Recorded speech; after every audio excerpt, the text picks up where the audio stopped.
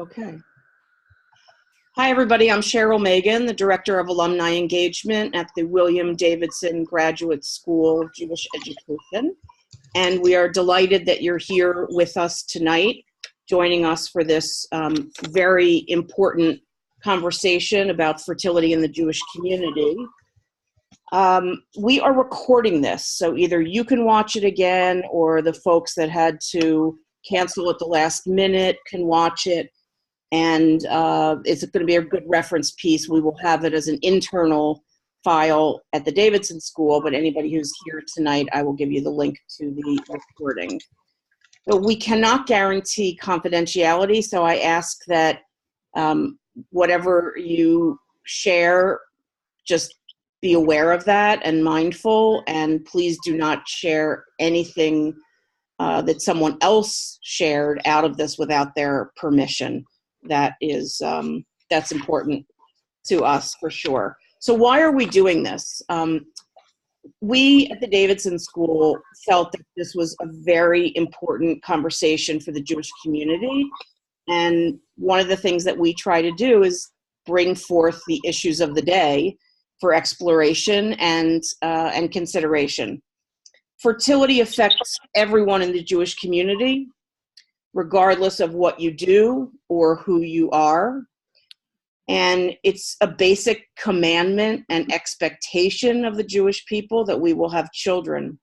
So tonight you're going to hear the fertility journey from 3 Davidson alumni who are actively working on these issues both in their volunteer and their professional lives. And we're going to connect this a little bit to Jewish text and also to some resources and ways to sensitize others around us. And the challenges are emotional, they're spiritual, they're financial, they're theological. There's, lots of angles to this. So how do you answer the question of when are you having a baby, no matter how long you've been married, whether it's 2 minutes or 2 years or 20? It inevitably comes up.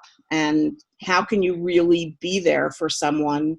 And how can we preserve the dignity of others when often there's a lot of feeling of shame? So that's what we're going to try to tackle tonight. I want to introduce our panelists. First, we have Naomi Less. And Naomi, I'll let you give a 1-sentence intro of who you are when you start. Excuse me, Annie Glickman, Shira Epstein, and we also have Rabbi Idit Solomon. So I also need to tell you that both Shira and Naomi have the flu and are trying to do their best to stick with us for as long as possible. So we'll try to fit them in quickly, and hopefully if you need resources from them afterwards, we can connect you for sure. So Naomi, would you start us off? Absolutely. And hi, everybody, and welcome, and thank you for being here. And Cheryl, really thank you for your leadership in convening this and putting this on the agenda, which is really what, for the past, I would say 6.5 years, I've been working to do. And so where to start? What I will share with you is that I've been actually a pretty public story sharer about my journey, primarily because when I started having trouble, I started trying to have a family at age, I think 38. I'm now 44, maybe 37. I can't remember now. It's been so long. And maybe I'm an oversharer, but I don't, the truth is I don't like to suffer alone.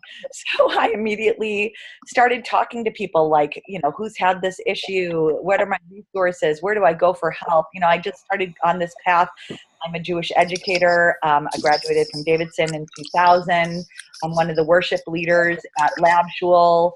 I'm a storyteller. So like all these educational pieces and ritual pieces are really part of my life. So I immediately went into that space of, how do I support myself in this journey and who's out there to support me? And what I found was that every single person I talked to you know, they had a story as well. And I was like, I never knew that about you. You've never talked about it. Well, most of the time I would get the responses of, I didn't feel comfortable. I felt the same, many things that Cheryl has already covered. And so what happened was, I was writing for the Shema blog, the Shema Journal blog, and I wrote a piece that was really around, it must have been around Rosh Hashanah time, but it was basically me coming out on about my story, and that I've been struggling with a fertility journey. And I know Adit's going to pick some of this up later, I hope, but, you know, really looking at a lot of the biblical narratives and finding them extremely off-putting. I'll get back to that in a second, around fertility. And I basically put up this blog post, and I received more comments than anything else I've ever done on the internet. It was like my personal internet blew up that day. And I said, there's something here. I then began sort of making a conscious decision to step up and step into this space, because I know I have a public voice in some way, shape, or form. And maybe I could, you know, I didn't ask for this, but when you find yourself like Esther in that space, you know, maybe it was this, you know, I don't believe that I was made to suffer so I could be on the fertility advocacy, you know, work plan. But given your circumstances, what do you do with what you have? So I convinced the Shema Journal to do an entire issue on this. I also started getting involved more as an advisor, part of the advisor council for an organization started by actually two colleagues of mine from the Jewish camp world, Becca Shimshak and Dahlia Davis, called Uprooted. And started doing some consulting work with them. Uprooted is an organization, it's called Uprooted, a Jewish response to fertility journeys. And join the meeting. And really it spoke to me because one of the founders, Dahlia, is an artist like me. And she knows that there's nothing more powerful to evoke emotion and connect people to a particular issue than utilizing the arts. So I started getting involved with them. I ended up doing an Eli talk, which is sort of like a TED talk. I'm just going to invite whoever just joined to mute themselves unless you want to speak. This is Naomi Les speaking. I did an Eli talk, which is sort of like a TED talk for Jews that the Avichai Foundation, I think, sponsored. And that really blew up the scene. And folks have utilized that. The whole idea of that was to create a resource that people could utilize to bring up this topic in their own communities. So the challenge here for me, and I'll return now to what I started with, is several things. A, no one budgets for fertility. So it's, you know, you might be budgeting for buying an apartment, you might be budgeting for taking vacations or whatever. Nobody budgets for fertility. And it is astounding. Most of the insurance plans do not cover a lot of the different assisted reproductive technologies like IUI or IVF or egg donation or sperm donation or anything of that nature.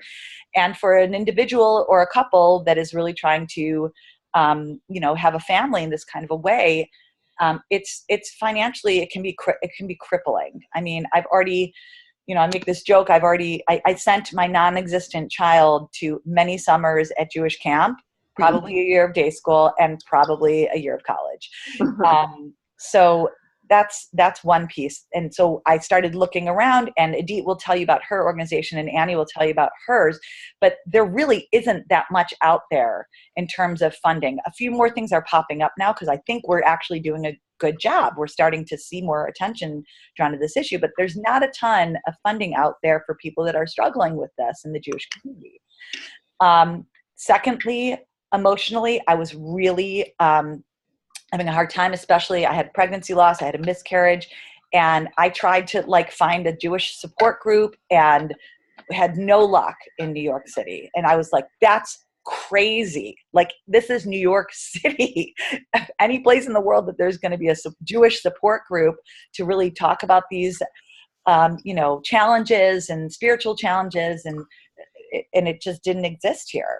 or the ones that exist didn't get back to me, very poor communication. So that was the second thing that happened. And the third thing that happened was I'm a ritual leader. I'm on the Bima for Rosh Hashanah. And those are the narratives that we hit every year that are focused particularly on fertility stories in Jewish community. And the Torah portion, Vayera, focuses on Sarah. And what does she do? She prays and asks and Abraham and she basically laughs because she's such an older mom, advanced maternal age, 90, and and God basically answers the prayers and she is given a child.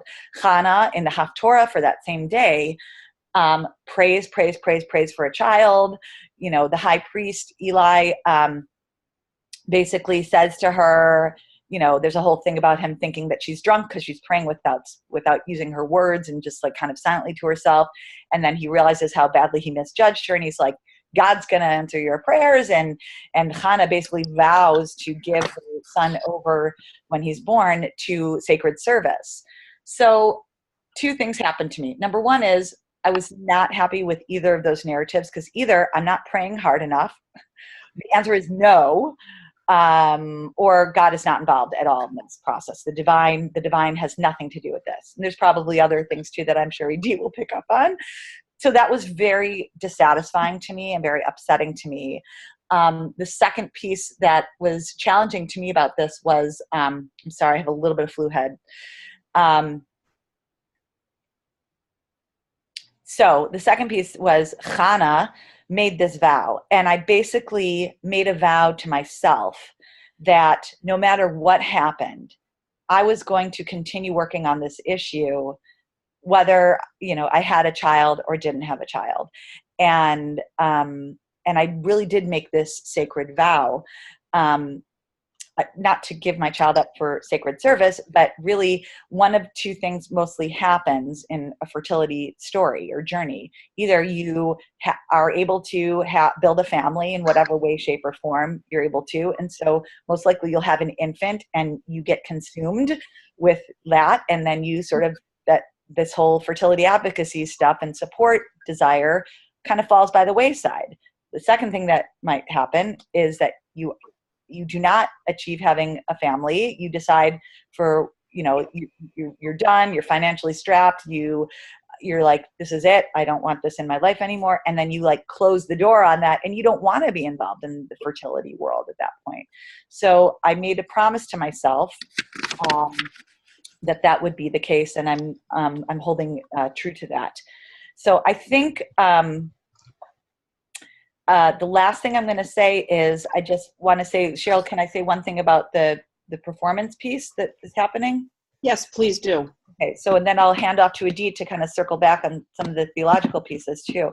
So in this work, I've partnered up with, like I said, Dahlia Davis and Uprooted, and we actually received a grant from UJ Federation of New York, primarily because of the Shema issue that happened on fertility. The number 2 person at Federation, Lisa Kershan, at that point said, we've never done anything about this in the community.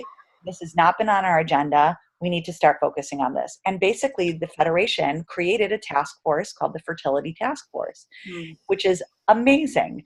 And so we received 2 grants. One was a grant to create a training program for New York City clergy, lay folks, mental health professionals, et cetera, and built like a 2-day training for them to really connect with each other and to also provide some support, not unlike some of the stuff we're going to do tonight.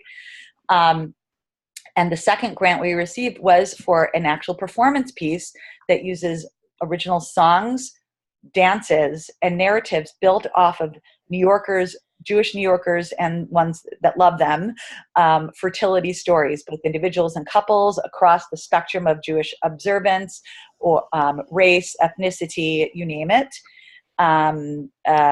sexuality. And we built this piece that's actually going to be premiering March 7th at the JCC in Manhattan and March 3rd and 4th in Long Island and Westchester, respectively.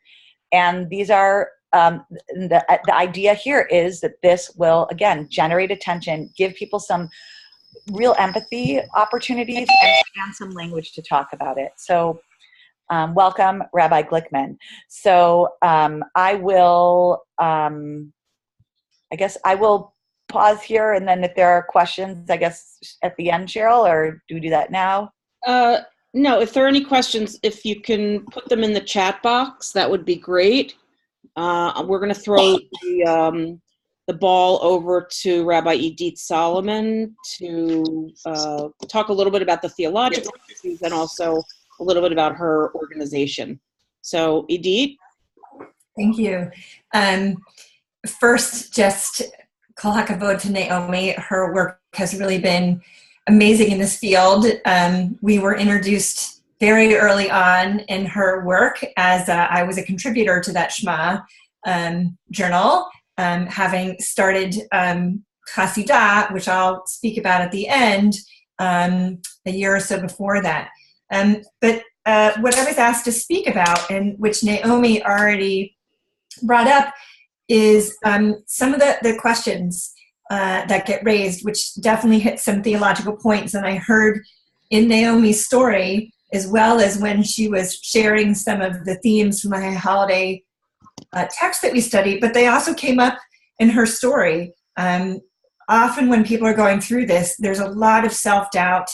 There can be this period of privacy, which can be the whole time. Sometimes there's a coming out. There's a lot of loss and grief and loneliness. And it can be very hard then when someone does come to synagogue and hears these texts, which are somewhat out of context. They're in the pageantry of high holiday services, and they're just kind of lobbed out there. And if you're in the middle of going through it, you almost need like the disclaimer. Warning, trigger warning, that's our thing to do now, because it's hard to put those stories out there without us processing those. So I want to talk briefly about the stories, and then as well, one of the things that Hasidah does, as well as Uprooted, is we do provide also training for clergy and talking about the role and pastoral care. We do not do all the social services there, but specifically for clergy and Jewish professionals, because I do think that there are Jewish responses that our tradition, that we can draw from the text, and that our tradition has taught us about caring for people. Specifically, some of the questions we imagine that come up, the most common one is kind of like, why is this happening to me? And why isn't God answering me? Because the prayer that Hannah gives forward, the typical narrative is Hannah gives this prayer and God answers. And it's also similarly in as much as God makes a promise to Sarah and then comes back and does this. I think that you're going to learn also, it's going to reveal a bit of my own theology in here. It's kind of hard to talk theology without revealing a little bit of your own. But I think in a large part, when we're talking to people who are going through this, or if anyone on this call is going through this, I think that part of it is understanding what our own expectations are. I actually think that Hannah, for me, is a rock star.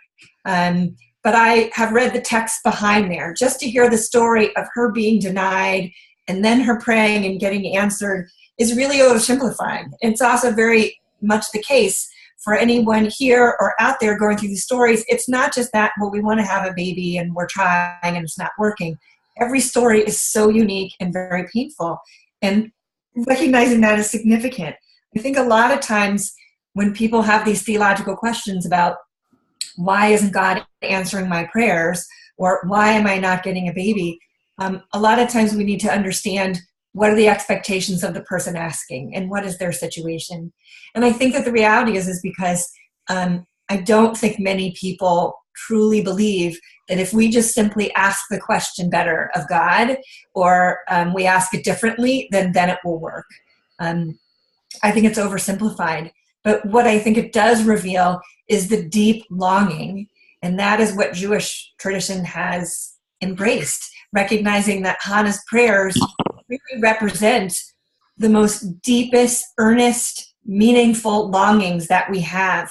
But I won't I won't say that they're just for her to have a child. I think that one of the things that we have to recognize also is when we think about theological questions, we're looking at each of us as spiritual beings. And what does that mean? And I think that that's what I want to address is what is the source of these questions and what are they coming from? And there's 5 areas that we focus on in our discussion about spiritual care. And I think they are represented if you look at the stories of Sarah and Hannah a little bit differently. And first and foremost really is just the need for relationship. I find one of the most difficult things that people are going through when experiencing infertility or when they're on a fertility journey is a disconnect. A lot of times you don't share this with your friends or your family.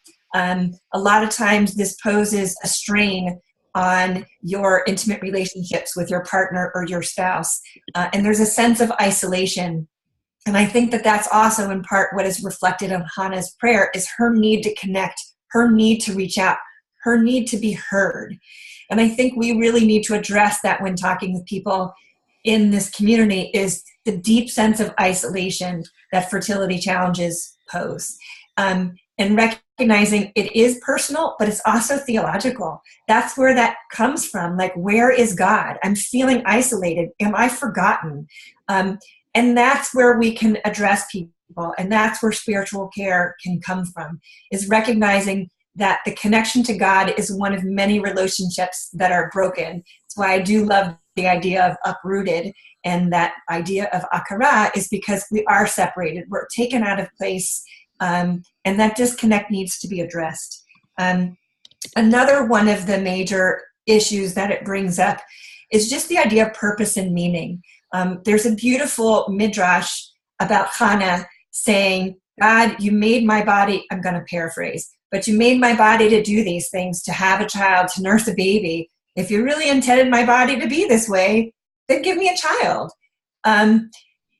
It does speak to the questions about our life and what our meaning is. And for a lot of people, I also find that when we have these questions of meaning and God, why am I made this way? Or am I made wrong? Or what am I supposed to be doing? The underlying spiritual care issue that a lot of times has to be addressed is that need for meaning and purpose. It's going to lead into boundaries, which I'm going to speak to.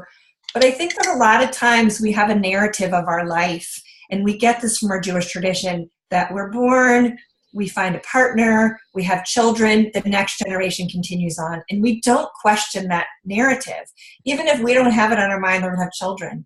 And the idea of not having children, or maybe not having children, really calls into question issues that no one thinks of. Because all of a sudden you do start thinking, well, what is my legacy? What am I connected to? What does come after me? What am I connected to before me? It just raises questions that most people don't ask because generally speaking, and it's a good thing, we take it for granted that we're part of this chain. And infertility disconnects it, which relates back to the relationship issue I talked about, but it also goes to the issues of meaning and our purpose. And for a lot of people, it becomes this endless search for this because it becomes all absorbing. What else am I in this world if it's not that I'm connected to the future through my children? So it's something else to keep in mind when we hear these questions and the issues that gets lobbed out. And the third one, which there's more, but I'm going to stop with this third one just because I think it's so important and I know we have limited time, but is boundaries. One of the most difficult things that I find in doing this is that also exhibited, I'm mostly focusing on Hannah, as you can see, is it seems to me like if we say, like, what am I if I'm not going to have children, that we should be able to do anything.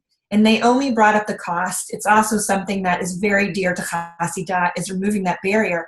But it's a perfect example. If you say, I'm going to spend whatever it takes to have a baby. I'm going to continue until I can conceive. I'm going to have as many treatments as it takes. You lose yourself. And that loss is, it can really be the hardest thing to recover from, is this loss of identity and a loss of our boundaries. And it's very hard to say, I'm going to spend $25,000 and that's my limit. Well, what if the treatment's $27,000? I'm going to spend 1 year going through fertility treatments and then I'm done. Well, what if you learn something in month 11 that there's a different treatment that you didn't think of? And if you just try for month 13, it's a constant eating away at our boundaries, because there's so many decisions we have to make. And I find that those are some of the issues when we think actually about what the definition of a Jew is. We even think of like Ivri. We are defined by crossing the Jordan River. We are the people who crossed over. And recognizing boundaries is something inherent to Judaism. Hamavdi ben Kodesh L'chol, we separate between the sacred and the mundane.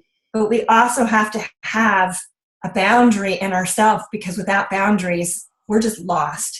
And it's one of the most important things we can do in spiritual counseling, and listening to ourselves, if anyone on this call is going through it, and listening to others, is addressing some of those areas that people go through. And I think that that's why these simple stories that we hear, without that context, without looking into it, which I could go into it in a lot more depth, those are some of the issues that they raise. And we hear them now. If you hear the question of why me, and maybe I could be doing something different, in the self-blame, all of a sudden you hear these themes of, so maybe I should be doing more and extending our boundaries. Maybe I'm disconnected. Maybe God has lost relationship and boundaries in that meaning. So my last 1 second, I do just want to bring it back to that Hasidah is the organization that I founded. And in part to address this, I have a very similar story to Naomi's of years of going through this. And I've just given like a tip of the iceberg. Judaism has so much to say about this, both in our texts as well as in tools and things that we can be giving to help people navigate these journeys and understanding what it means, and making the experience not just a void and a bottomless pit, but it can be a source of meaning. And it's not meant to be a silver lining to say to go through this can bring you meaning, but it's just to say that while you're going through it does not have to be a loss and a void, that Judaism has many rich resources that we can bring to people. In addition to these theological resources is one of the things that Chassid does, which is funding, which is dear to my heart. Once you have that beloved baby, we'll send you to preschool, day school, religious school, free books, free trips to Israel, youth groups, you name it. And there's very little in the community that says, I'm happy to raise my kids Jewish. I need money to have the babies. And one of the things that Chassid does, it's really our founding program, is grants and loans that we provide to people. Just as important, and Naomi, I talked about this early on, just as important it is to have the birthright program to go to Israel, we need the birth rate program. I also have a partner in Atlanta with the Jewish Fertility Foundation. I know you're going to hear more about this from Annie and her work, which is very similar on a local basis. There are organizations around the country that are addressing this, and Hasidah is really proud to be among them, and we're happy to be a resource, and I will leave it at that. Idit, thank you. I furiously was taking notes and learning so much from you, so thank you so much. I know that you have to run in a minute. If anybody has a question at this point for either Idit or Naomi, can you put it in the chat box real quick, and we'll get them to answer. Comments are also welcome. And if not, we will thank Idit for her contributions, and she can scoot off, and then we'll move on to our next person. Just going to give it a minute.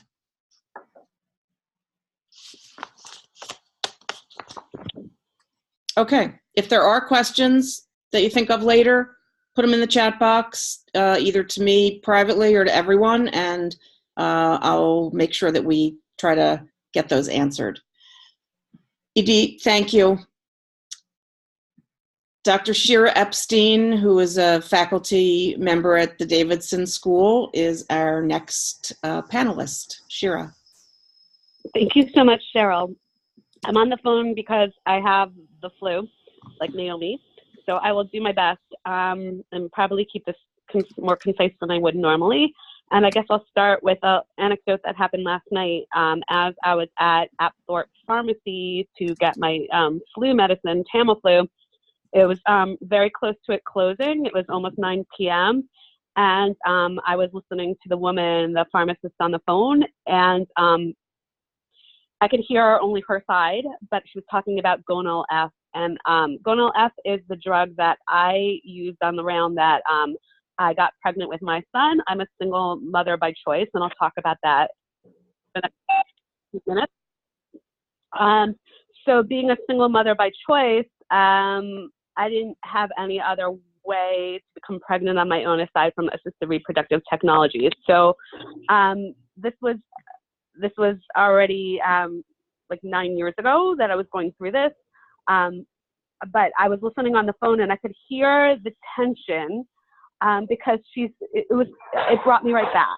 It brought me right back to that time. You could tell the woman that was talking to her had to get the GoNL-F because when you're using certain drugs, it's like you're ovulating and you have to use them at a certain time to stimulate your egg follicles. And if you miss it by a day, likely the rounds won't work. And I'm sharing this because I could hear her talking about the GoNL-F, and it brought me right back. It brought me right back to the time where I was in that place of having to secure drugs at a certain time and having to be on schedules and having to get up at 6 a.m. to go to the fertility clinic, and everything was completely timed out. And I'm sure you'll hear that from other people. And I offer this now because I think sometimes there's a idea that, once people are beyond it and they have their kids, and maybe this is true for some people, that they have it and they don't remember it. And I can speak for myself, likely for some other people on this call, that it brings me right back. It's very raw for me to be hearing that for someone else. And I will never forget how much work had to go into manifesting my son. And that is really the word that I use, manifest, because there was no way he could come on his own. And where I want to talk for the next few minutes is about my fertility journey is a little different, obviously, because it wasn't like, I had a partner and got married and then found I was infertile. I was actually quite fertile, but there was so much I needed to do to bring a kid into my life. And what my journey, what I think I can offer from my journey is what I came to find is there's a stigma still that holds in the Jewish community, or at least it was when I was getting pregnant, around who has a right to yearn for a child. What I found was, there's a woman in my building who 30 years ago was one of the first generations of single mothers by choice. I'm not sure if she adopted, but the assisted reproductive technologies obviously are still fairly new. So when I decided around age 35, I had gone through years and years of dating, and I decided this was what I was going to plunge into. And because I didn't want more time to slip on by, what I want to offer is then I met someone, and we were dating for about a year. And it was fascinating because I could see on people's faces, like, the look of relief, like, oh, it finally happened for her, and it's going to happen this way. Like, she can kind of like jump off this weird journey of having a kid. Like, I fit into a box. When that relationship ended, I was bordering on 37, and I plunged right into it. But there were, from many people who were leaders in the Jewish community, who were my friends, I got a lot of, and I was vocal about it, like, I'm going to start these treatments, I'm going to try to bring a kid into my life. And there was a lot of, I think you should wait. I think he's right around the corner. So when he talks about narratives that hold, we also have them very strong, even though we want to think we moved beyond it in the Jewish community. At least my experience of it was this idea, like Rebecca and Isaac who meet on the well, like, it's going to happen. It's going to happen in that way. Once you stop looking, once you stop trying, it's going to happen. So like, stop focusing on this, and he's going to come into your life. And I was actually really tired of holding that narrative. I held it for like 15 years, and it wasn't working that way for me. And there was a lot of judgment I felt towards me for wanting to manifest it in the way that I did. So the question of, like, who's allowed to yearn, who's allowed to want it. I had a family member who came as I was starting to try, came to my place of work and sat me down and said, I'm really concerned about, the financial toll that this is going to take being a single mother. And my response to that was, you're perfectly right to be concerned. I'm not really sure how I'm going to manage it either. It's going to be a real big challenge for me. But however, I don't recall you going, I have another family member that got married quite young. and started trying to have kids quite young. And I don't recall you having that conversation with this family member. It was actually the opposite, around like rallying around like whatever we can do to help you to have a kid. So that really hit me hard, because it made it clear to me that we just haven't moved to that place in the Jewish community yet, and possibly elsewhere, where it's okay when one is not found their bashert to want to have a kid and to try to have a kid and to support that notion. And so my brain is kind of fuzzy, so I'm going to stop in a couple of minutes. But what I also want to share is, and I guess where I'll end, is that it's fascinating to me, when I was trying, and until now, my son is 7.5. Over the past 9 years, I've likely had about 25 different women that I've had, free consultations with. I'm happy to just talk to anyone. They've been connected with me. But the most interesting thing is, I say about half of them have been connected to me through my internist, through another specialist doctor, through a therapist, these are people who had, I'd say about 7 or 8 different doctors that I've seen over the years. It's wowed them that I'm a single mother by choice. And when I started trying, I felt like I do feel now that we've hit a tipping point. Probably everyone on this call knows a single mother by choice. Interestingly, about 10 years ago, I didn't really know of anyone, and my family didn't know of anyone, and they were completely freaked out.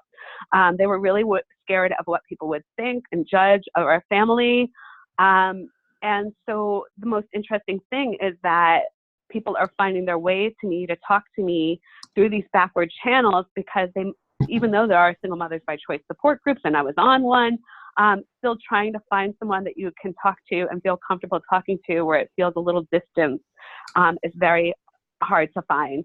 And I guess the very last thing that I'll say is that I did have a very early miscarriage during my cycle, and people's responses after that were not helpful at all. I know that in general, we need to work as a Jewish community, be responsive when someone is going through a loss in that way.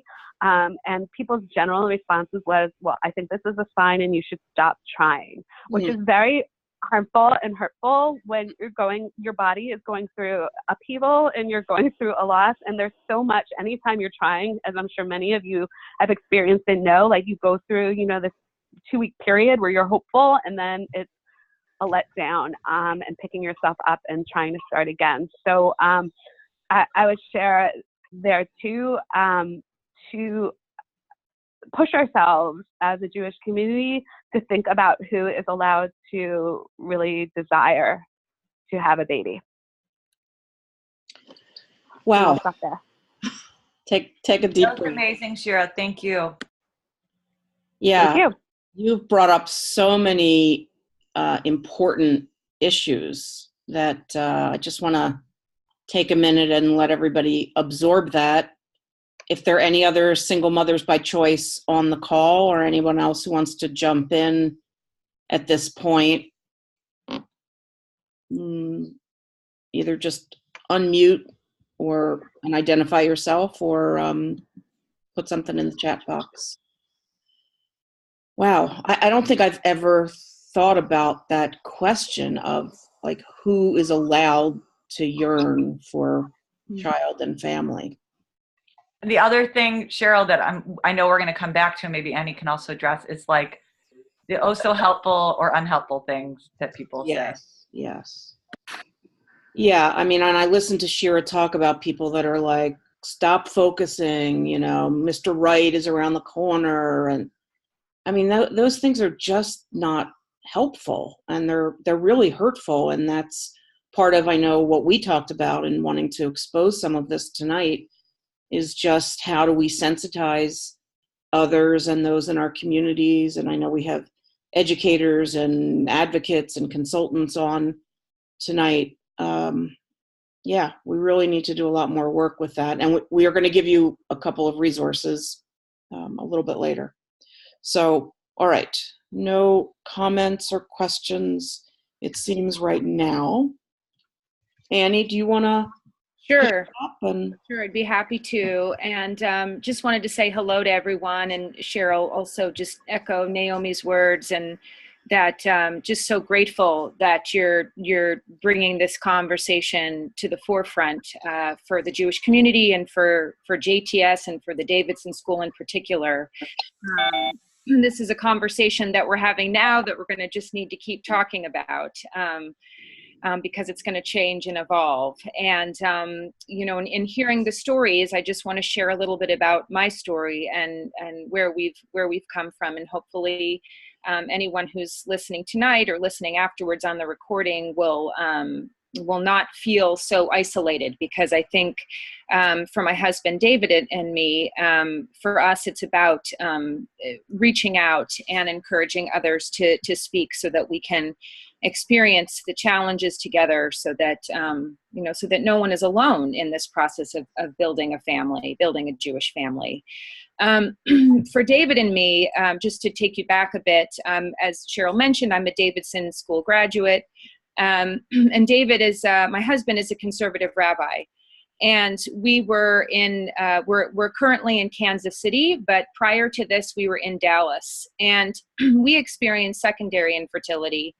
And for us, it was an interesting thing because, you know, here we were blessed with one child, and shouldn't we have felt that this was enough? But there was a tremendous amount of pressure, not only from within ourselves to want to expand our family, but also from the Jewish community. We were, as many of us are on this call, we're, you know, being an educator, being a rabbi, we're in the spotlight, as it were. And so all of a sudden, people were, you know, interested in making it their business. And I think lovingly, you know, they tried to be interested in our fertility process, and when were we going to have another child, and why were we waiting so long? And, you know, to speak to helpful and unhelpful comments, of course, going to birthday parties was, was painful. We felt like every time we turned around, there was someone else who was expecting, and what were we doing wrong? And if we were dedicating ourselves to the Jewish community, wasn't this reason enough to ask and to, receive what we wanted? But,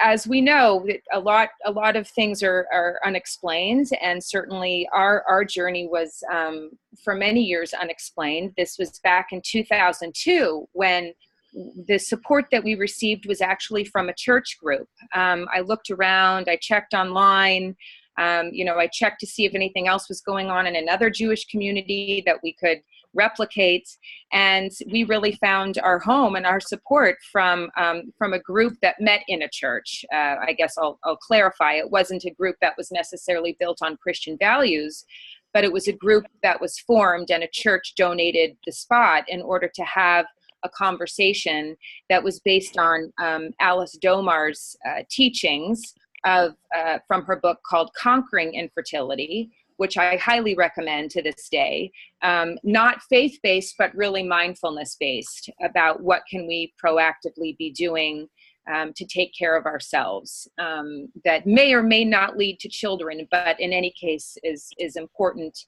to take care of ourselves in this difficult process. So back in 2002, there really just wasn't much discussion within the Jewish community. So like Naomi mentioned in her talk about vowing, about making a sacred vow, I too experienced that moment where I made a sacred vow and said that if I were to be blessed with another child, that I would dedicate part of my time and part of my energy in trying to bring the issue of infertility in the Jewish community to the forefront. And when we were blessed, thankfully, with another child, we decided that we really didn't need any gifts. Our gift was that we were blessed with another baby, and that we, instead of gifts, asked that our congregation and anyone else in the Jewish community, of course, there was no obligation, but we put on our birth announcement, we said, in lieu of gifts, if you would like to make a donation to the Jewish Community Foundation, And again, this was in Dallas at the time, we wanted to raise funds to be able to help other families so we could, in a sense, pay it forward. And the response was overwhelming. Of course, there were people that were friends of ours, or people that wanted to be generous. But then, of course, there were also people who we hadn't heard of, or congregants that we weren't in touch with on a regular basis that spoke to them. And so then we ended up launching PRIA as a result. And PRIA, taken from one of our first commandments, Pruervu, to be fruitful and multiply. PRIA started off serving as a basis for financial support in the Dallas Jewish community. And at the time that we lived there for just about 12 years, we were able to grant out funding for fertility treatments and for adoption. And then when we relocated to Kansas City, because David moved from becoming the associate rabbi to the senior rabbi here at Congregation Beth Shalom, we again wanted to start a PRIA fund here in the Jewish community. And we decided we were not planning to have any more children at the time. We have now been blessed with 3 children, and we're very grateful. But I was thinking we were searching for ways to try to, in a sense, kick off another campaign to create some seed money. And one of the things that JTS does, which, for those of you who are alumni of the program, is this wonderful Seeds of Innovation program that they offer for special programs in the Jewish community around the country. And so I applied for a Seeds of Innovation grant to be able to start another fund here in Kansas City. And once we received the grant, and I was very, very grateful to JTS for their support, we were able to start another fund here to raise funds, raise support, raise awareness. And here in Kansas City, we added an additional component, which was partnering with Jewish Family Services. As Idit has alluded to and Shira has alluded to, the emotional support in this journey is such a big part of it. And it's important that we create a space within the Jewish community so that we do share and receive emotional support. So Jewish Family Services, it seemed only right that they had a part of their department, a part of their program that was dedicated to providing such assistance. So now here in our community, PRIA serves 3 purposes. One is for financial, to help with fertility treatments. I would also say it helps with adoption, and we need to, as we continue to further the conversation about fertility, we need to do more with making sure that those who have chosen to adopt feel less isolated in the Jewish community. So a lot of our funding, I would say half of our funding has gone to support families who are working with infertility treatments, but also half of our families are adopting. So there's a service that we can address there as well. And then we have the emotional support that I mentioned through the Jewish Family Service piece, and then of course the educational component, which I try to address with the speaking that I do here in the Jewish community. So it's really been a journey for David and for me, and we've been very grateful to have been blessed with a beautiful family. And I think there's not a day that goes by that we're not that we don't express some form of gratitude, knowing that having children can be such a difficult process. And we've counseled people, we've supported people, and in turn, we are hopeful that those people will then lend support to others. So we have a long way to go, but I think that having such a conversation like this to bring the issue to light is an important beginning. And with so many changes that are happening in the medical field, I know the conversations need to stay fresh and new as so much is radically shifting with the way that families come about. So, I'm happy to answer any questions. I'm really delighted to be part of this conversation, and just grateful for the opportunity to share and to learn. So, thank you, Annie. That was terrific. And each of our speakers brings just a different entry point into this conversation, and that's some of what is very exciting about this.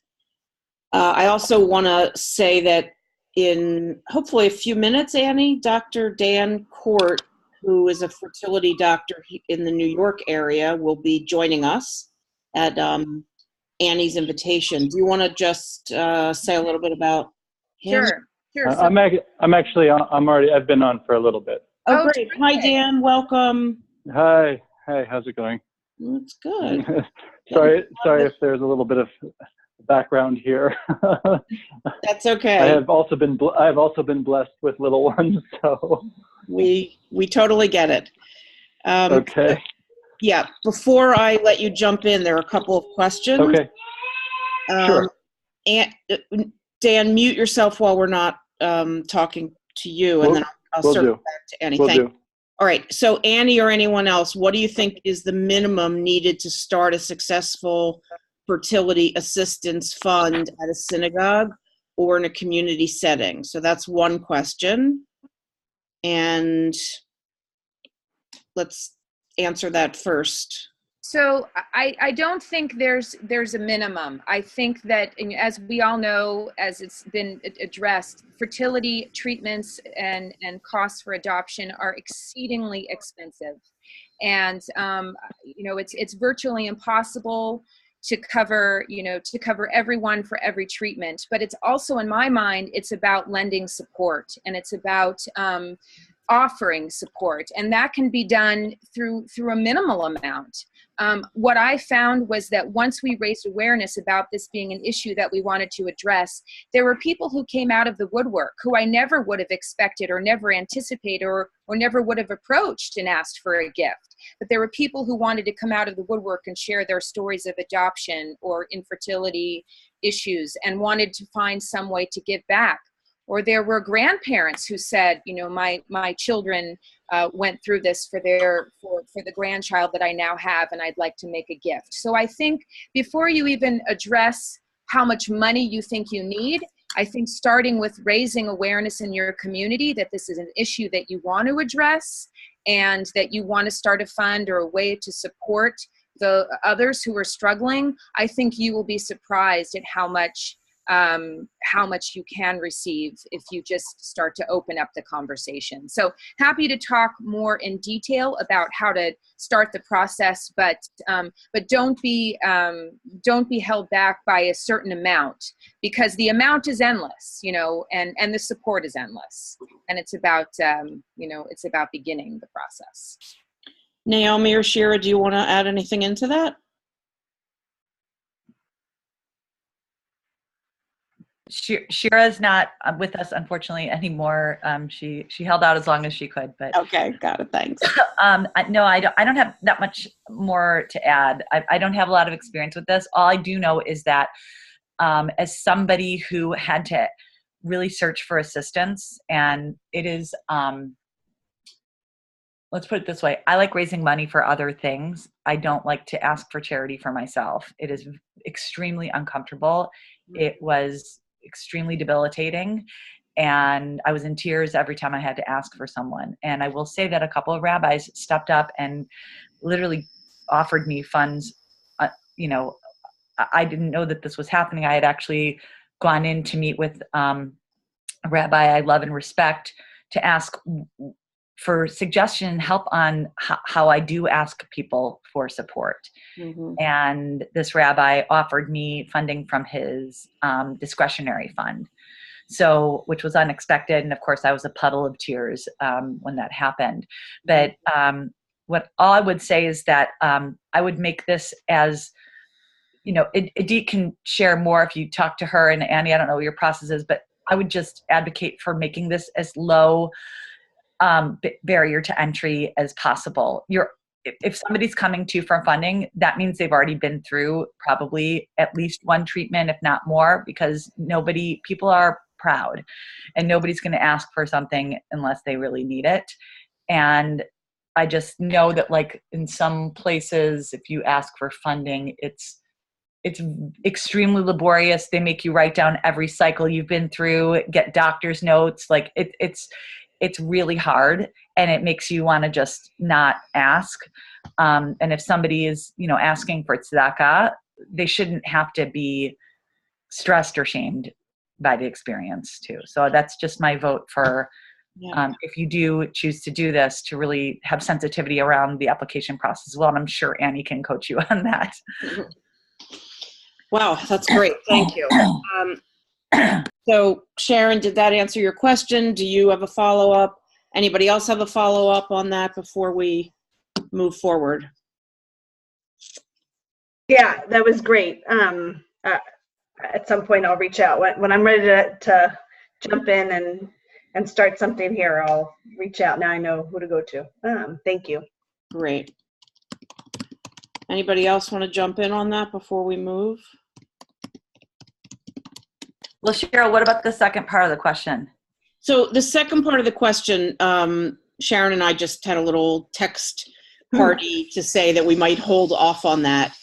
And I can do it now because I actually think it's going to be somewhat of a short answer. So Sharon wants to know, that she's curious, if anything, what is JTS specifically doing to be sensitive to families in the JTS community who are going through infertility, because she and her husband went through their infertility challenges while they were students at JTS. So I don't remember exactly when you guys were there, but a while ago. So, look, this is a conversation, and this is all of our responsibility, Kol Yisrael Arevim Zeh Lazeh, to make the awareness and start having these conversations. Right. And please understand, I'm not trying to point fingers. I really, if you see JTS as a laboratory where we're growing professionals who are about to go out to the community, like, it's great. I'm just curious if the JTS community is modeling how our future professionals can do this in communities throughout the country when they go and spread their wings. Well, I'll share one thing that HUC did, which is the director of their pastoral training invited me in to actually do some serious role plays with their students, which was really intense, like to have somebody that was, I was going through it at that point. And it was real, and they felt the gravity of it. It wasn't fake, meaning like there was a point where I was, in tears at one point, like tearing up.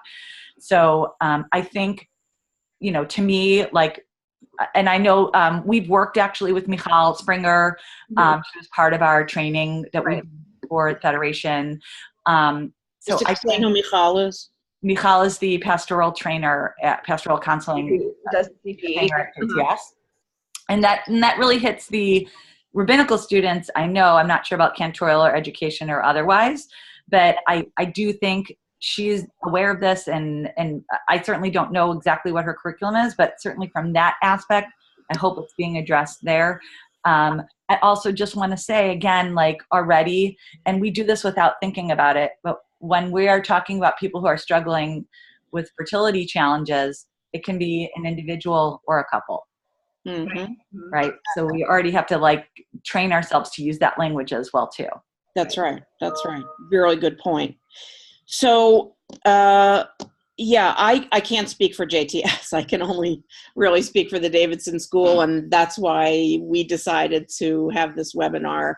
Now, we did put it up on the JTS website, so anybody who visits the website, would be able to see that we were doing it, and I don't know how long it'll stay up there, but I'm happy to spread the word in whatever ways that I can. And you're right. It's a tough situation, whatever community you're in, but certainly when you're in, kind of a very insular community like a rabbinical school, cantorial school, to share some of those personal things. So thank you, but I will definitely mention it to other folks who work in the other schools. Okay. Cheryl, I would also say that it's been, again, a while for myself too since I've been there, but there is also this additional pressure, I think, that happens certainly in the rabbinical school, that at JTS, of this pressure to couple, this pressure to get married, before people have their placements, to start a family, et cetera. So I think it's also sort of like a hotbed for that kind of insecurity and shame and isolation as well too. So I think it's actually a really good point, not just for JTS, but for any of the kind of rabbinic training places. Absolutely. Yeah, for sure. Yeah, Sharon, thanks for bringing that up. Okay, so we have Dr. Dan Court with us. And Dan, if you could just say a word or two about your practice and, you know, how you might be able to be helpful to folks on the webinar tonight. Thank you. Sure. So I'm a reproductive endocrinologist. So I did my training in OBGYN and then fertility. And I spent a few years in private practice, and then most recently have actually helped start up a group to do, it's really the first group in the country to do exclusively fertility preservation through egg freezing. So I'm actually moving on from that to sort of head up a new practice here in New York. It was an old practice, but it's sort of starting anew, getting rebranded and shifted around. And I'll be joining that in February. So I mean, I was really interested in the fertility preservation aspect, being that it was a very new thing, both medically as well as socially, and but really missed seeing sort of the wide variety of everything throughout the realm of the breadth and depth of fertility medicine. So that's why I ultimately decided to make this shift. So I think, with the exception of maybe, surrogacy or gestational carriers, I pretty much practice everything from traditional fertility to fertility for single parents to use of donor egg or donor sperm, sort of everything. I try to be helpful in any way. And since I'm actually have a strong Kansas City connection, I'm actually originally from Kansas City. I was asked to be on the advisory board for PRIA as well. So I've enjoyed that over the past, I think it's a year or so. A year and a half. That's great. Okay, so thank you so much for being here with us.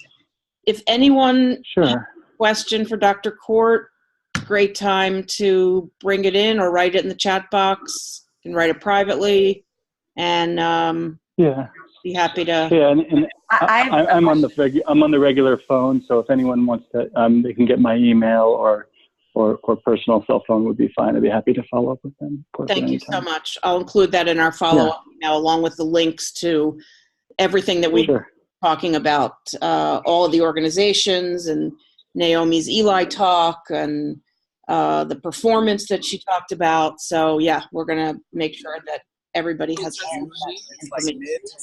So Cheryl, I'd like to kick off to Dr. Court a question that may actually stimulate other people's questions.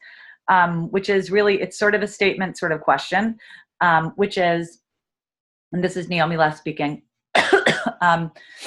one of the things that I've found as I speak to friends and colleagues about fertility challenges is they feel so lost in the medical field, whether it's endocrinology, the OBGYN platform, immunology, and what often happens is people just go to a clinic that so-and-so went to or a friend went to, and they don't necessarily feel like empowered with knowledge or choices. So do you have, if somebody comes to you, like all of us on this call, I imagine somebody might have come to you, or you might be in a position to counsel or suggest something. How would you approach that kind of question of like, if the medicine piece of this is so overwhelming, and where do I go and how do I evaluate? Right. So that's probably one of the biggest issues that sort of I think we're facing. And one thing that I guess my former practice or the practice that I'm about just stepping away from did really well. And I think it has to do with language and communication. I think, I'm not sure exactly what the drivers of this are, but it seems like there are a lot of drivers in medicine to get away from this. So to get away from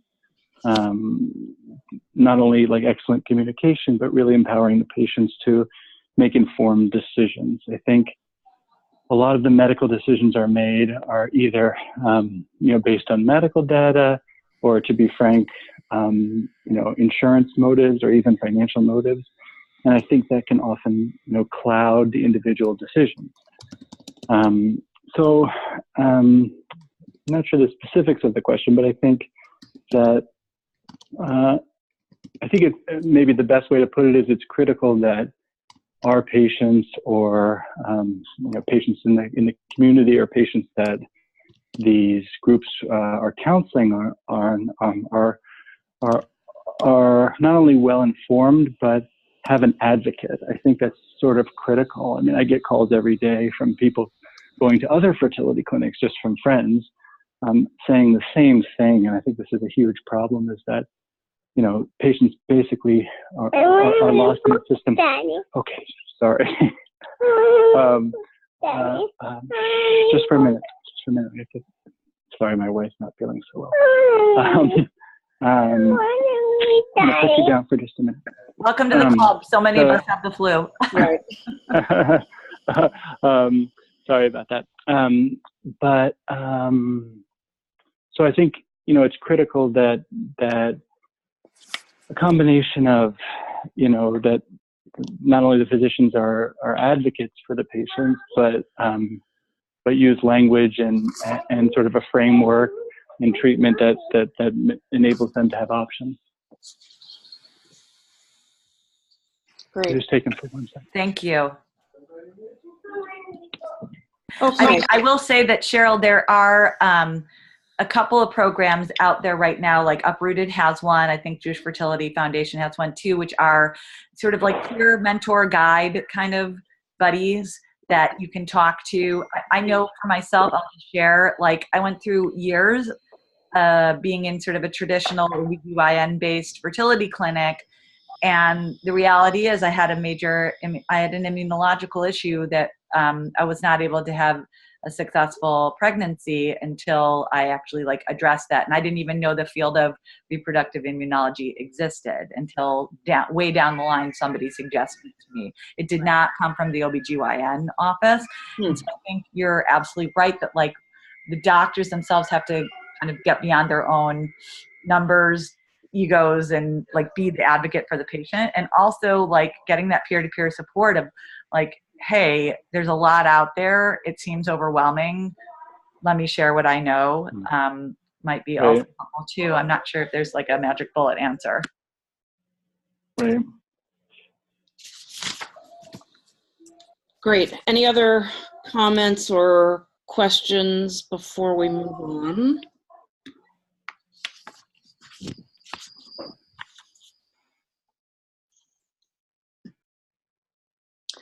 So I want to share a document with you, and I don't know if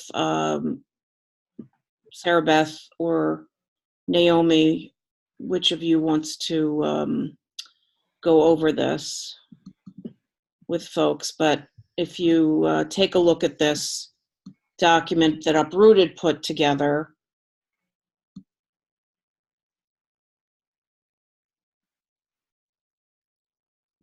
the do's and don'ts are actually very interesting. And I'll just move it slowly so you can read it. And then one of the questions we want to ask is, what's missing? What isn't here that could be?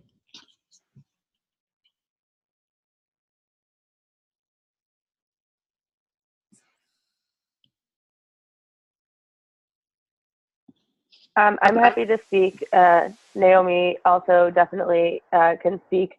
I'm Sarah Beth. I'm the managing director of Uprooted. I don't have the flu, although I sound like it.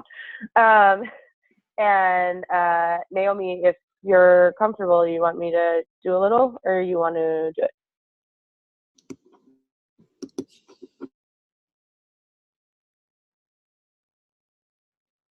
don't you do it? Naomi, you're on mute. Am I still? Right. Now you're not. Go for it.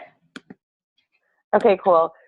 So this is a list of do's and don'ts that was developed by Uprooted before I joined the team. I worked with them on it to fine tune it. And the list of do's, I feel like we've been having a fair amount of conversation about some of the do's that we say here, talking about the sensitivity of having these conversations, the feeling isolated and then being open about your story so that you can connect with other people. I feel when Shira was speaking about being a single mother by choice, so speaking about families in more open and inclusive ways, imagining all types of different families, using that term broadly, and listening with an open mind and offer support and not advice with a loving heart, which I feel is kind of the guiding principle that we're using for this webinar and for these conversations going forward. So I also wanted to thank Cheryl and Davidson and Priya and everybody who's been working on this, and everybody who's here, Dr. Court as well, for having all of these, thinking about all of these things and really speaking kindly and openly.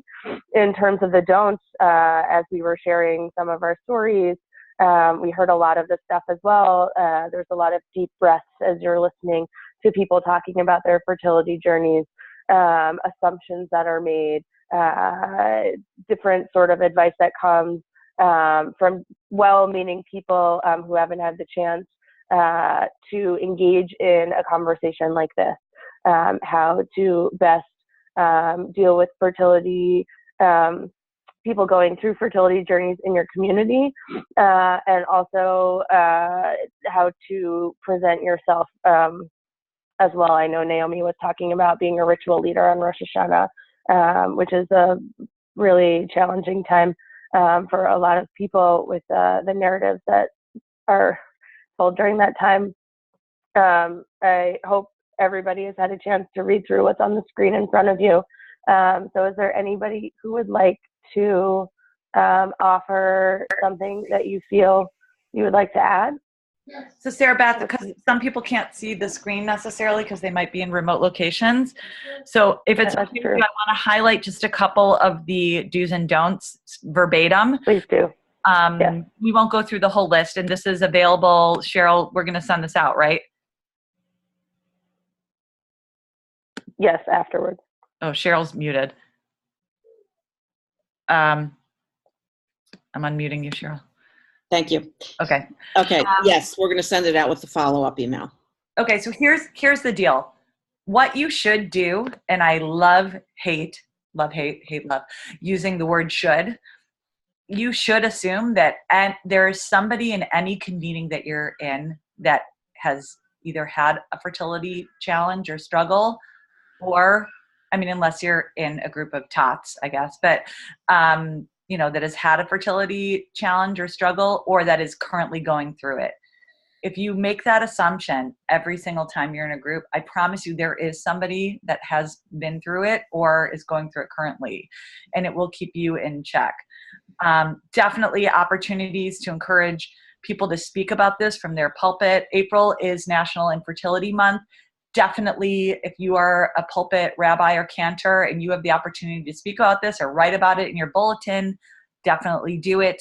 If you have a story yourself and you feel comfortable sharing, it destigmatizes it. So definitely share your story. And always assume that, like, families, the word family means more than just two heterosexual people having children from regular, like, good old fashioned sex, right? The families come in all shapes and sizes, and really extend that word as far and wide as you can. What I would say on the don'ts, and I really want to encourage you to think about what is missing from this list, because this is a trigger for you, but the don'ts, just don't ask somebody about their reproductive situation. If somebody wants to talk about it, they will talk about it with you, unless you know that they're struggling, and then you can ask them, can I ask you how it's going? But don't ask somebody, how many children they have or if they have children. I promise you, if somebody has a child, it will come up in the first 5 minutes of conversation. But look at them as people that are bringing merit themselves, not just through their children. Certainly, I can't imagine anybody in this call doing this, but don't suggest when someone should have children. I highly suggest in the theological realm, not offering prayer advice that seems to be didactic or heavy God-handed, like God is just waiting to hear your prayers, or I had a very adverse reaction when people said, I'm going to pray for you. Some people may love that, but I literally, my spine, like the hairs on my spine went up. Because I'm like, okay, that's great, but I actually need $25,000. So prayer is not going to help. Or that's great, except that I'm like having a miscarriage right now. So, and I'm in pain and I'm in grief. So, that's not so helpful. And I'm sorry if I sound harsh in this. I don't mean to. It's literally just my flu. And I would definitely suggest like the old, to relax more, you're too stressed, go on vacation. That's how it happened for me. Is not, first of all, you're making assumptions on them having dispensable income after like spending thousands and thousands of dollars on fertility treatments to go on vacation. But it doesn't work like that. I mean, it's great if it does, but that's not a solution. I think it goes without saying, but I hope don't ask someone if they're pregnant. Or if their spouse or partner is pregnant, they'll tell you. And if they're not telling you and they are, it's because they don't want to talk about it. Maybe they're petrified. I didn't tell anybody I was pregnant till I think I was 5+ months in, because I was so terrified from the 6.5 years that I went through this. And then this is the last one, which connects to our Rosh Hashanah idea, but there was a little debacle in Brooklyn a couple of years back where they called up at one community, they called up all the new parents for an Aliyah on Rosh Hashanah celebrating birth. I just want to say that is like a dagger in the heart of somebody who for sure assume is in your congregation, sitting there in the Rosh Hashanah narratives of the challenging fertility stories. It's like, it's possibly the worst thing you can do. So what I've been suggesting to folks is using the concept of, if you want to use the concept of birthing something new this year. Maybe it's an idea, a job, or a new project, or a new habit or quality you want to develop in yourself, or being a new parent, and just extend that, open the tent more so that people can feel their place and feel more included. And that is our list. And I'm very curious I hope this is triggering a couple things in you that maybe with your experience, you have more to add to this list. So feel free to share. Or not, if you don't want to. So, Naomi, when you were talking, 3 things triggered for me. One is that the language of "can I ask you about" is really important, because no is an acceptable answer. Yep. And the same thing, I find in a lot of these situations that as soon as you mention whatever it is that you're going through, people want to share their own story, or their aunts, or their cousins, or, and there's a miracle cure, or they know everything about the surgery. Oh my God, the same exact thing happened to me. And it's like, actually, no, because we're different people and we internally deal with things differently. So, exactly. Yeah. So give a lot of support, but don't tell your story unless, you ask. Yeah, you can use the same strategy. Like, would you like to hear a story? Is that helpful to you? That was really helpful to me, actually, was people would say, somebody would say, is it helpful if I share what happened to me? And I was very honest. At some points I would say, sure. Or in some points I would be like, that's not going to be so helpful to me right now.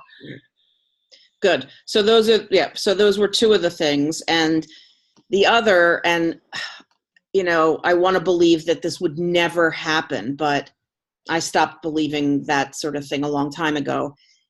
Don't make comments to the kids later about them being miracle babies or any of that. Like, that's the parents' news to share with their child if they Yep. want to, and it's not your job. Which is, again, another reason why, as educators, I think to be as expansive as possible in your definition of families. You know, certainly I would say around the gender spectrum and how families are created and what is a family. You know, I use the word grown up a lot. You're grown up or grown ups, you know, or the person who takes care of you, Right. people who take care of you. You know, families are pretty expansive these days and have been, but we're just conscious about it now. Right. Yeah, so maybe some of that can be added on. Who else? Who else has a suggestion of a do or a don't, or wants to share something that was helpful, wasn't helpful for you? On the don't list, I would add silver linings and the at least you haven't whole set of lines that I find to be probably the most offensive. It's So certainly, like, I'm thinking, Annie, of like secondary fertility on that level, right? Right. Yeah.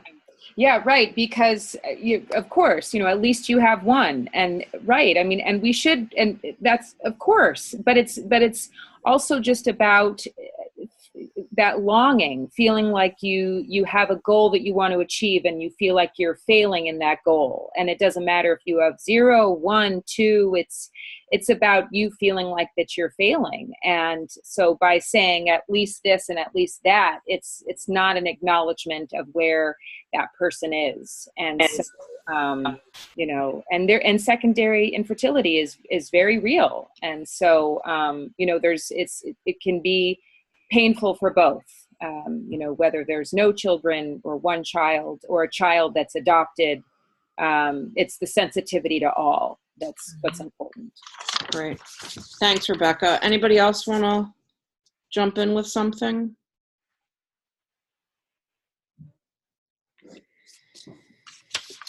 I'll mention our congregation used to do a baby blessing, similar to what was said about the Rosh Hashanah welcoming new parents. So for whatever reason on Shabbat Shuvah, they would invite all the families who had had children in the past, you know, in the previous Jewish year to come. And it was very painful for me when we were first there and going through infertility. I met a very close friend who had just lost a child because we both left during this thing. And trying to encourage the synagogue to not do something or to do something more sensitive. I learned of a colleague in the general area who did do something publicly, but also had, I believe, like an empty chair on the bima, which was both to acknowledge those families who were celebrating, but also to acknowledge those families that were struggling. And while I imagine it was still painful for those families, I felt like it was a very public acknowledgement to those who were otherwise thinking about it, that there are so many families, many of whom, you know, maybe sitting in the midst or you're not aware of, who are struggling with this. So I just put it out there, and I'm thrilled to hear about April is an infertility awareness month. I did not know that, and I just sent a note to my husband, who is the rabbi at our synagogue, that maybe we'll put something in the bulletin. So I'm gonna the resources here have been great. I appreciate everybody who's presented tonight. Sharon, thank you. And I want to piggyback on what you said and say they're similar to, like, when I got married, I built in a space in my wedding ritual. At that point, marriage equality had not passed in New York yet. And I built in saying, I'm acknowledging that I can get married and that dear friends of mine who are even in this room are not able to get married right now, and that I have that privilege, and et cetera, et cetera. And for my daughter's baby naming, I had actually Jill Hammer is an alum of JTS, right? Mm-hmm. Yeah. Yeah. Mm-hmm. So Rabbi Jill Hammer and her partner Shoshana Jedwab, who are Kohanot, they're priestesses and ritualists. I had them create a ceremony that was for a baby naming, whether for whatever the sex of the baby is. not dissimilar to an empty chair. I forgot I have it written up somewhere, but it's a beautiful ritual, and they actually hold a receiving blanket. So 2 people hold the receiving blanket, and they raise it 3 times, saying some sort of a psalm. Maybe it's Adonai Hoshiana. I literally can't remember. I'm having such flu head right now. But they lift it in the sense of like, we're acknowledging that this baby receiving blanket is still empty, and that there are people in this room and people that we know and love who are still struggling. So while we have our simcha, we acknowledge and take some space to honor those people who feel this is all about breaking isolation and witnessing people in their struggle. And so I think the more I encourage everybody to get creative on this, I really, really, really do. And to think about your own spheres of influence where you can actually have, whether it's just in your own, whether it's in your own language that you just utilize with people, or if you're in an educational position, or if you're on the Bima, if you have a sphere of influence, I really encourage you to get creative and utilize it. Thank you. Yeah, that's great. Do you have a copy of that receiving blanket ritual? I do. I'm planning on making sure it gets onto Ritual Well. You're busy. I actually just found the email and forwarded it to you, Naomi, if you want to read it. Okay. But I can also send it to Cheryl to go out later. Yeah, give it somewhere. Send it to me, Sarah Beth, and I'll put it in. Okay. So it will be on our website at some point. Okay, so great. All right, Rivka, do you want to jump in here? And I mean, I could read your comment, but I think it's better if it comes from you, and then you can share a little bit of the work that you do. Rivka, you might be muted. Oh, okay. I'm just unmuting myself. Okay. Yes. So basically, I guess I consider myself an independent advocate and consultant. And basically, I went through infertility, and I co-run a Jewish women's support group. I started out with Resolve, and I felt a need for a Jewish support group. I went to the rabbi, and he commissioned through a social worker through the JFS. And the social worker runs it, but I do all the PR. I do a lot of the guest speakers. We are actually having a psychologist who specializes in mental health and infertility. That's the current one that we have. And I'm just involved generally. I help people out individually, and I just try to be involved as much as I can, helping people and, bringing awareness to the community of infertility, and finding ways, and connecting with different organizations and finding ways that we could help people. So on in the topic of what they just brought up, the rabbi is very influential, and he does every year, I don't remember all the details, but he does like a special prayer. Once I brought it up to him, he includes it in every major holiday where they do different ceremonies that include the people that are going, like a prayer for the people that are going through infertility and things like that. There's also another organization called Yesh Tikva, who also has special Shabbat set aside where rabbis talk about infertility in their sermons, I think once a year. So there are different communities. What?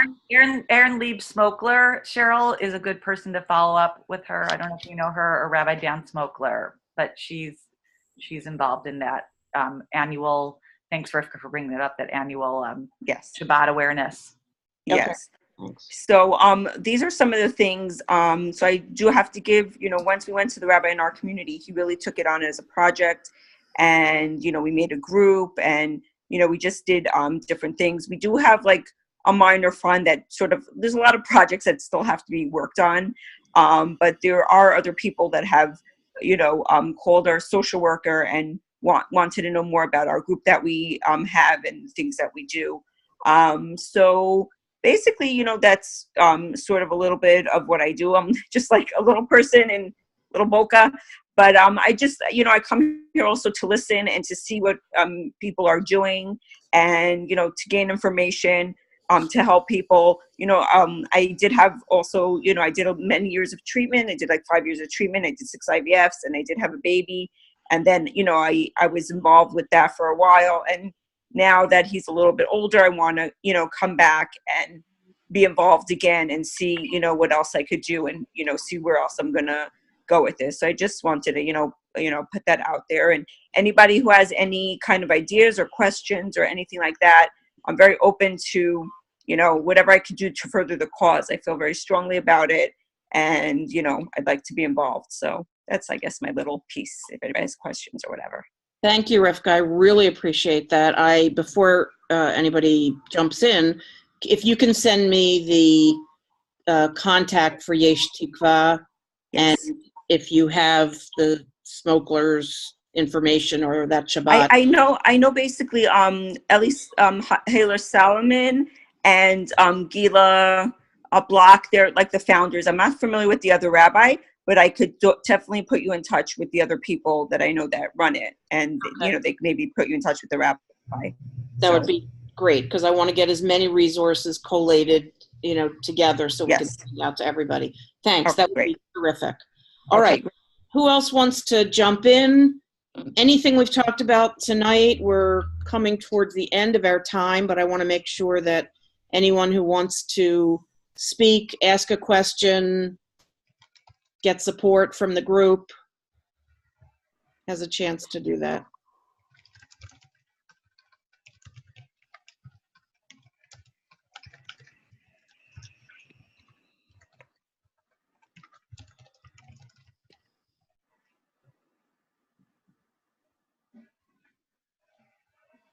Anybody else want to jump in? Just unmute if you want to join us.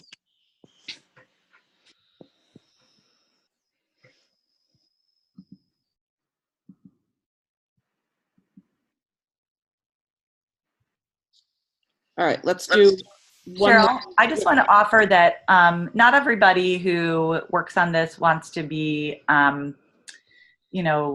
reached out to or whatever, but I'm happy always to make connections and shidduchs for people. So I'm fine if you give out my email, and if I can help you get connected to somebody or other folks.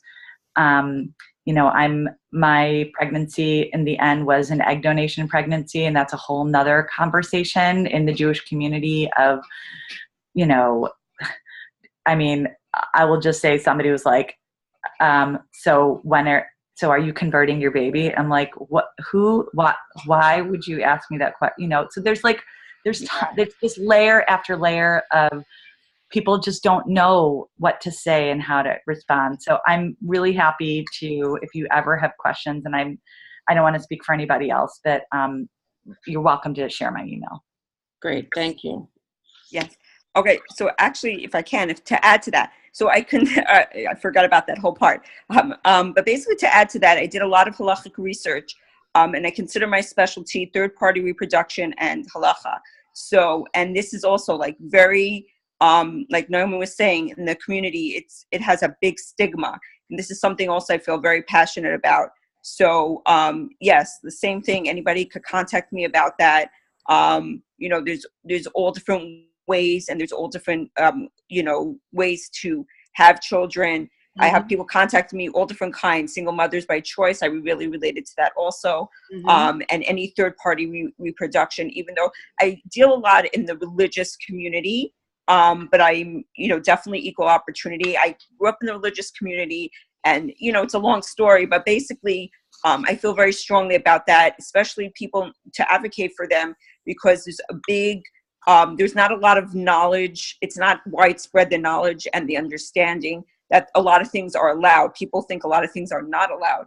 And I'm there to help them navigate what is allowed within their, structure and within their rules. So that's also something that I feel I feel strongly about, and I bring to the table for, different people. So. Thanks, feedback. Rebecca. Really appreciate that. We'll add that on as one of the resources. I don't want to put him on the spot, but it just makes me think, I know we have Rabbi David Glickman on the call. And so, David, if there's anything that you want to add on this level, I feel like you're an amazing resource. So, and he's on mute probably. I'm not sure that he can actually speak because I think he was just listening in. Annie, can you? Yeah, I think he's at a place where he's not able to listen in. He's only able to listen in, but rather I don't think he can speak. But we did talk about the resources, and we still have work to do to educate our rabbinic colleagues and to bring more resources to their attention. So he knows about this and has definitely dedicated part of his pulpit to raising awareness, but he knows he can't do it alone. So we're working on next steps.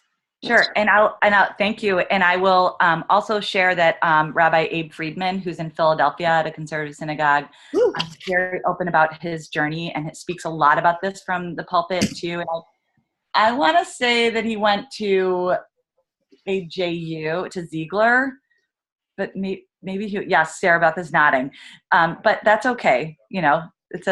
We're all one here.